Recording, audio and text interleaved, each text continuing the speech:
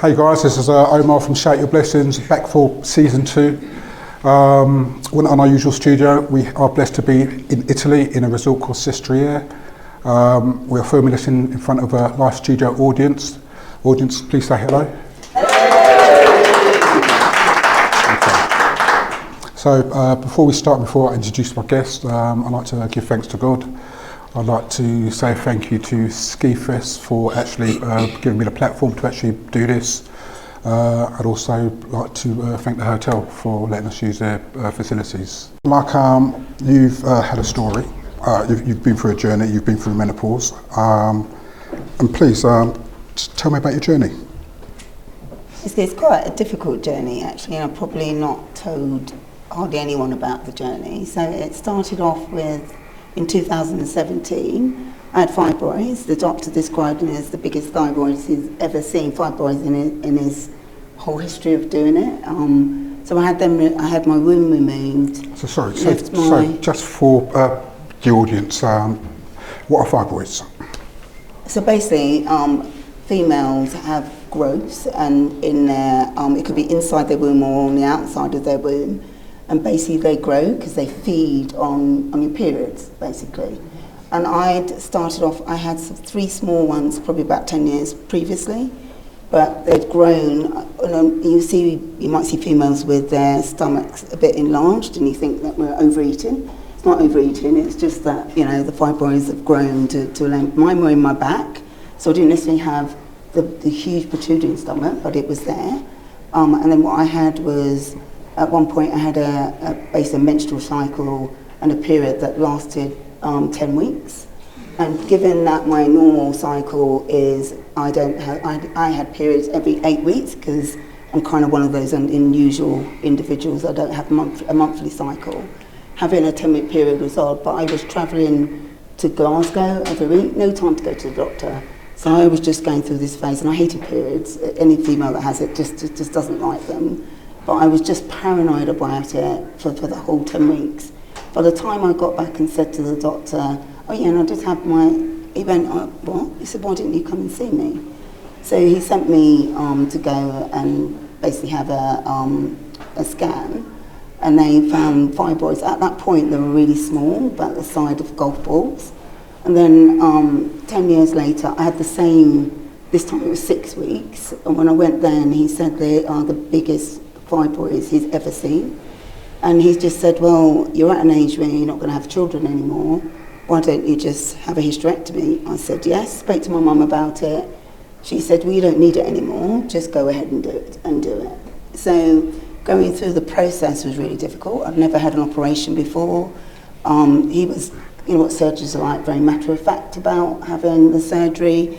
But he did, the letter that I got basically said, you're going to have a complete cut across the whole of your stomach. But I'd read that you could have fibroids removed just by pulling them through you, but he couldn't do that for me because they were too big. So I went through the operation, which was stressful as it was, but at that point I wasn't even perimenopause, so I was still having my cycle, but then obviously it stopped. And he said, you're going to miss perimenopause, you're going to go straight into menopause. So the first thing I noticed was I could be just standing there and I'd feel cold sweats going down my back, which I kind of could live with. I could even live with the hot sweats during the night, they weren't that bad. But sometimes I'd be getting dressed for work and I'd put a silk shirt on, and before I could finish getting dressed, I'd be soaking wet. Not a little bit wet, you could wring the sweat out of my clothes. Or I'd be heading to work and I think I looked fine, but there'd be water dripping, and men used to jump up, females to give me a seat, because they thought I was sick. I thought it was something, where can I sit down? I'm thinking, God, I must really look mad, because the water's dripping down me and I'm standing there. But I took the seat because I just thought, first I thought, do you think I'm fat? But then you realise, actually, you're dripping. You're soaking wet, hair wet. It was just awful. That was fine, but then I started to have palpitations. So I could sit and hear my heart beating in my head. And at the time I just thought, this is kind of weird. Or sometimes my heart would go into overdrive and my watch would alarm. It's almost like I'm going to have a heart attack. It got really bad at one point where I could feel it pounding and I passed out twice. And I thought, this this is just not right, but you just don't think anything of it. You're just going through the motions. And because he said I'd go straight into menopause, I thought I'm going to be extreme anyway. When it got really bad, I didn't realise I was doing this, but my emotions were up and down. If you know me, I'm quite cold, right? And I don't really... Cold. So do all with my poker face, no emotions. Tell it like it is. It is. I am cold, on emotion, quite dismissive. That's just me, and I'm like that at work as well, but what started to happen, and I didn't realise it was happening, it's like my personality just totally changed. I'd get irritated, and I'd say things that I would normally think in my head. They'd just come out, right? And afterwards my team told me they'd say something to me, and I'm quite structured about stuff. And I can tell when I don't like something, I read to a point, and I just say, guys, you need to just go and redo this. But said I'd do that, put my hands on my temple, put my head down. When I came up, they said the things I said, it was just shocking. They were just like, to the team, they were scared of me. They said, we didn't want to bring anything to you that wasn't fit for purpose, because I was just going to tear them apart. And I said something to my boss. I said, the thing is, I really don't want to go there. If something could happen, I said, I really don't want to say anything, because I don't really want to be like the angry black woman. He said, as you were saying it,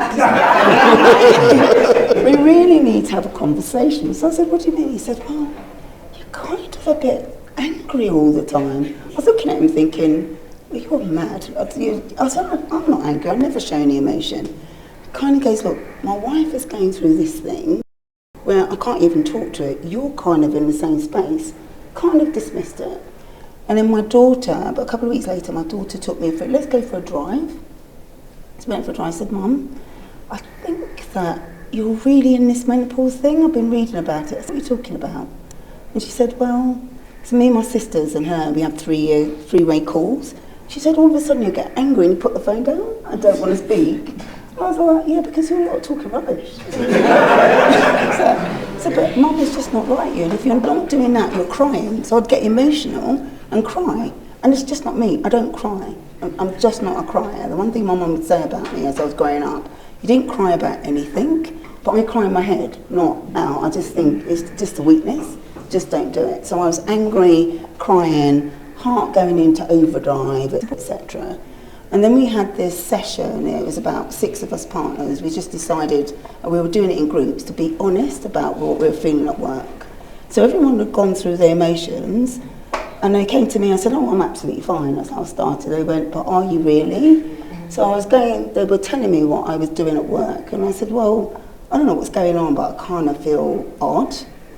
And then in my relationship at the time, which I didn't understand this, and it's actually quite personal, I was probably very irritated with him all the time. But the worst of it is, if he turned to hug me, I'd think I was drowning. I'd think, what the hell?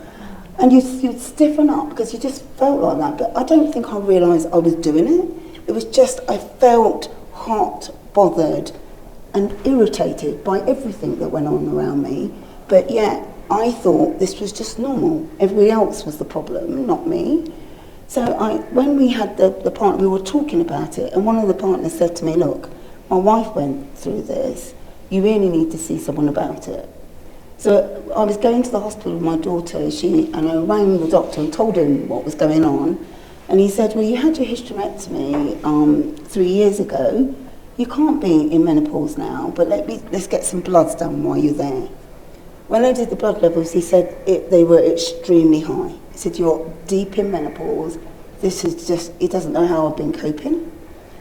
So then he prescribed HRT. I read the label on HRT and the stuff that can go wrong. And I thought, I'm not taking this. This is not for me. Continued for 3 months and he ignored it. And I went to see the specialist doctor in Harley Street. And she explained to me it's only 1% of females that go through the after effects that you can with HRT. And I decided, right, okay, I'll give it a go. And if I get any afterwards, I'll stop taking it. Because the other thing I was getting, I had a personal trainer. And all of a sudden, do you know when you can't get off the chair, every bone was hurting me? And I thought, I'm not going to be one of those women with walking stick. But I felt like, because every bone was hurting me. And he kept saying to me, I'm not even training those muscles, so I don't know where you're getting these pains. But I took HRT, and after 2 weeks of HRT, every symptom had disappeared. I didn't have any aches and pains, the sweat stopped, the over-emotion stopped. And I remember my team said, oh my God, you're back to normal again. Because I didn't realise people were actually scared of me, but all I felt was, they were sitting in front of me, and I just felt they were talking rubbish, and all I wanted to do was shut it down. But the way I was shutting down wasn't my normal, right guys, let's just start again. I was just, I don't know, and started to swear. That was the worst thing. You don't swear, but I was swearing, and it was just like my personality totally changed. But the HRT really helped me. I know a lot of women don't want to take it, but it helped me, it made me sane. But the one thing I would say is my memory. Because I do think that, you know, once those hormone levels are gone, they don't come back. So I still have this thing where I know people's names, but you could be standing in front of me thinking, your name is... And I got to a point, I pretend, right? I'll keep talking and hopefully it will kind of come back or something will click. But it's really difficult, but I think it's even more difficult for the people around you. But for me, I didn't know what was going on. I actually thought I was normal and everyone else was the problem, but I was the problem, really, with everyone else. I think I was kind of lucky. I find that the men that I work with, because they had wives that had been through it, were the most understanding. The women were the least understanding about it. They just did not want to know and actually weren't interested, whereas the men that I work with, oh, my wife's going through that, what you need to do is, oh, don't worry, Heather, you know you're not really like that. But for me, I was thinking, what are you talking about? So I didn't realise, one of my clients was really good, because the one thing he said to me, he goes, we've always known you as being super cool, unemotional. You never know whether what we're saying to you is a problem, because you keep really cool. You kind of say, that's obviously an issue for you. But what we could see was, you could see the irritation on you. That when I'd never seen, I've worked with you for 10 years, never seen that. But the irritation, it's almost something I could not control. But it was a difficult journey for me. So, going back, you said men were understanding, but you found that women weren't. Why do you think that is? I think what I found with some women is just to want to dismiss, even if they've been through it, this is just over the top. And particularly women who've not been through it, they think it's an exaggeration. Someone even said, why is menopause now a big deal in the workplace? Jesus, it's just, why is women always get the short straw, and women, it's always a woman's problem. Men have got problems as well. And it's this big deal about the sweats. You're obviously not eating the right food. And you're there looking at them thinking... So this is women really? telling you this? Yeah. And you look at them and you think, and you don't say anything, because until you've been through it, it's really difficult to understand. So you just look at them. There's no point getting angry with them, because they don't understand it. Because I didn't. Do you think there's embarrassment or shame attached to this? I do think so, yeah. And also in a professional work environment, you want to be in a position where you're not being obviously given breaks because you're a female and you're a bit menopausal, or she's always angry, because a woman can be very confident, but actually you're seen as being aggressive, right? So the last thing you want is that woman with the sweats and whatever, because she's only doing that because she wants us to open more doors or be a bit more, you know, accepting to her behaviour. So you don't want to be. You want to be seen almost like a man, which actually you don't need to be, but you feel that. You need to be in the same position as them. They don't have issues, so we can't have issues. Okay. So jumping back to, you spoke about your partner at the time. You said like he gave you a hug and you felt drowning. It was just, sorry, was suffocating. When you say drowning, what suffocating. I thought you were suffocating. I just think it's almost like you'd got an electric blanket, wrapped it around me and tried to strangle me in it. I can't describe it any other way, but you can't say get off. So, but what you do is you clam up, absolutely clam up, and obviously they feel it. You don't. You think you're hiding it, and they tell us that, oh, do you know, the thing is with you, you're just a bit frigid. I thought, oh, sorry, it's sorry, I'll bleep that bit out, yeah? Sorry. I thought, really? And I'm thinking, I'm accommodating because I'm hot and bothered. I'm not accommodating you. You should be lucky. That's what we're doing. Okay. All right. So did he? So he had no understanding of what you, because you didn't understand, so he didn't understand as well. No. And so his view of you was what? Just an unemotional cow, basically. Okay. And did your relationship last? Did it break? Did it? I think when the things that he said to me afterwards, it definitely contributed to the breakup of the relationship, because there was stuff that he said, I'll sit there thinking, I don't remember that. And you never remembered anything that was important. But I truly didn't remember. It'd say something to me, I think, what are you talking about? I didn't have that conversation. I truly didn't have that conversation. But I'd be like, okay, it's obviously important to you, but you didn't tell me. But I was sure I wasn't told. So after that, I started to make notes. I had to make notes about everything. Remember at this time. So when someone's saying something to me, instead of looking at them like they're mad, because I don't remember, or going, what are you talking about? We didn't have that conversation. Be like, oh yeah, I recall thinking, Jesus, my diary. Because it's hard, and I think it's really difficult for anyone in a relationship, particularly if it's a new relationship. So they didn't know you before, but the person is what they see now with this either you're angry all the time or responding in a way that you don't know how to respond, or like with me feeling like I was drowning. This is the person they meet, the person they know. I think even in relationships that it's been longer and they've been one personality and they change, I still think it's difficult, because it's really difficult to communicate the way you feel without actually hurting the other person's feelings or making them feel, pushing them away.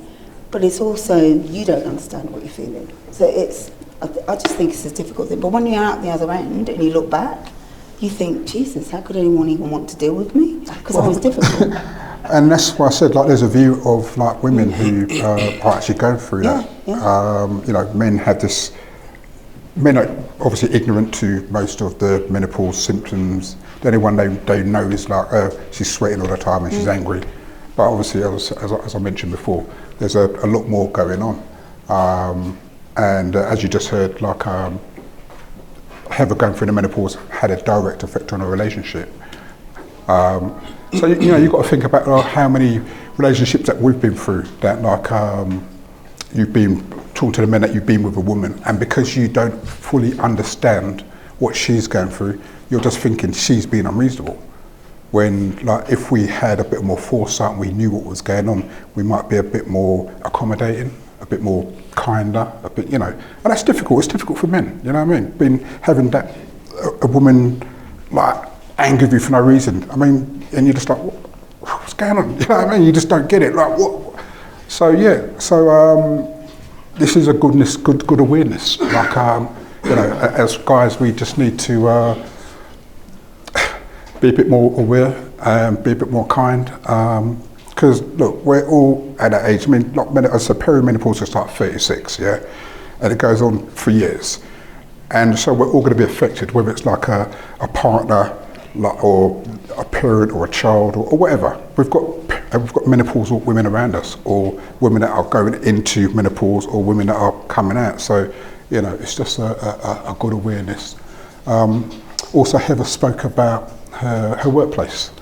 I think Heather was lucky that it went the way it did. I mean, I suppose she did mention her staff and her colleagues were frightened of her. In another environment, I mean, if they might think she's just hostile, and they might try to get rid of her, or they might froze her out, or put something on her that will affect her even more. Because as a woman going through menopause, you're more likely to suffer from depression, Alzheimer's, stuff like that. So the mental stuff, you're more susceptible because of the loss of the estrogen and the effect it has on your brain. You're definitely more susceptible to that. So as I said, I think Heather's although it was a sort of a horrendous journey, it could have been, as far as work, and we all need to work, it could have been a lot different story. So that's menopause. Thank you.